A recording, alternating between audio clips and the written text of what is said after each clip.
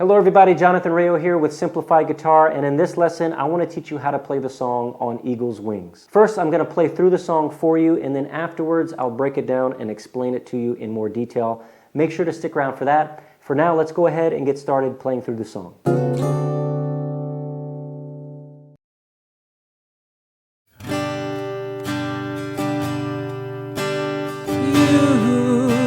dwell in the shelter of the Lord, who abide in His shadow for life.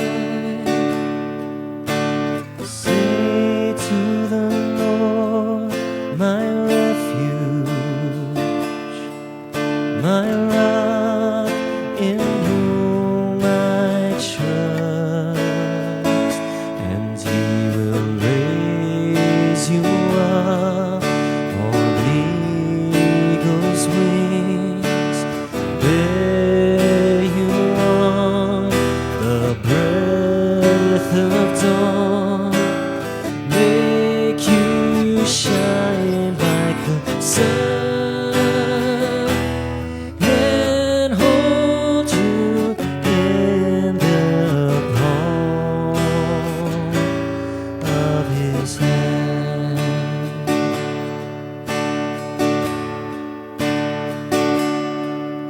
The snare of the fowler will never capture you, and famine will bring you no fear.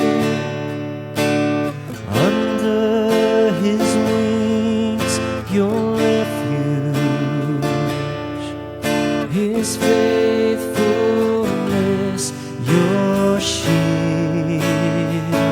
and He will raise you up on eagle's wings, bear you on the breath of dawn, make you shine like the sun, and hold you in the palm of His hand.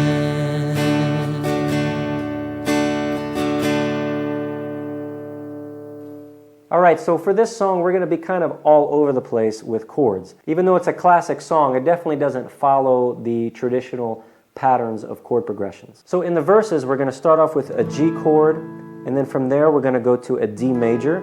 And it's important to remember with any D chord, we need to start our strumming on the D string and avoid the low E and the A string. In the verses we also have an F chord, which we can play like this. Again, starting our strumming on the D string, avoiding the low E and the A string, and we need to bar the last two strings with our first finger. We're also going to have a D minor after that F, which is going to be like this, still starting our strumming on the D string.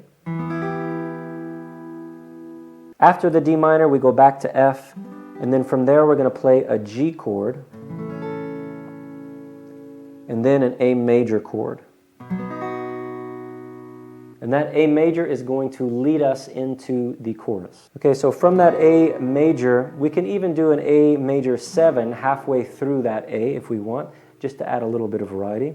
And then from there, we're going to go to D major, and then we're going to play an E minor chord.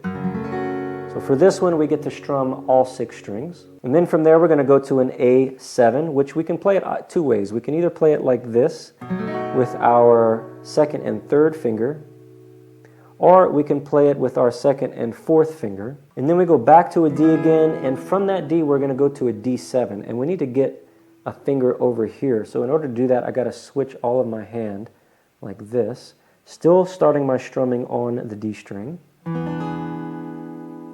From that D7, we have a G, from the G to an E minor. Both of those, G and E minor, I can strum all 6 strings for them. In this section right here, we need to be moving kind of fast, okay? We're not going to be holding one chord per measure. They're going to be played half a measure each. So it's going to be quick transitions at this point. So from the E minor, we need to play an A major. From there, we need to go to a B minor. Okay, so we're going to bar the 2nd fret with our index finger, and then we're going to play this A minor shape with our 2nd, 3rd, and 4th finger to get that B minor. And if you want, you can not bar the low E string and just not play it, and that's one less string you have to bar. And then from that B minor, we're going to play an F sharp minor, so we need to just move everything up. We're going to take our 1st finger, we'll keep it on the 2nd fret, but we need to also bar that E string because that's going to give us our F sharp note.